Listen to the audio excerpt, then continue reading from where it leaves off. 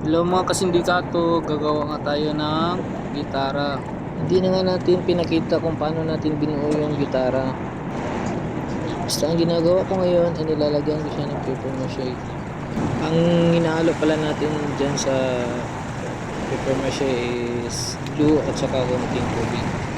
Isasasaw lang natin yung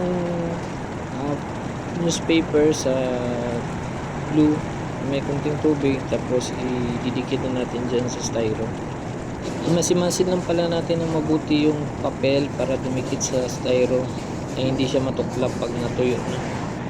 Medyo dinamihan ko pala ng glue dyan para hindi madaling matuklap yung papel, kasi pag maraming tubig madali siyang matuklap pag lagay mo na ng pintura.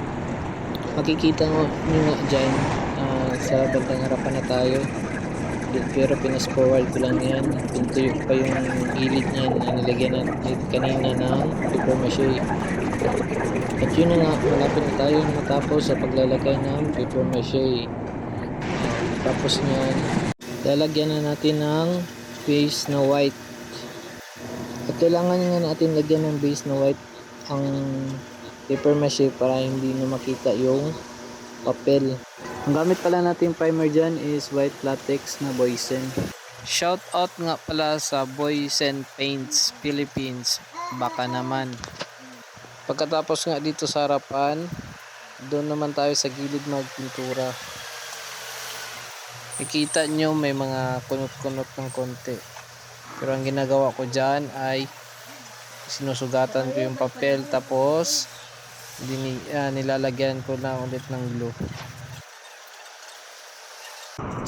Ito nga ay nagpipintura na tayo ng final paint sa gitara para siyang totoong gitara na.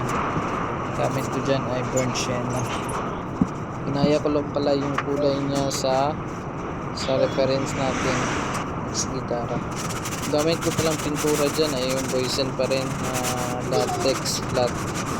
Ang minix ko lang palang kulay dyan is yung red at saka yellow, may kunting blue para ma-achieve yung ganyang kulay.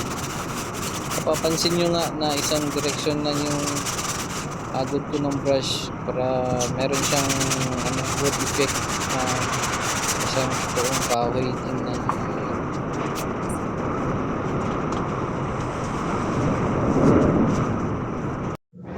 Ito na nga yung final resort mga kasindikato. Hindi ko na pinakita yung paglagay ng string, yung pintura sa harapan, saka yung mga dyan fret. Hindi na natin pinakita para hindi na mahaba yung video. Salamat sa panonood mga kasindikato, hanggang dyan na lang.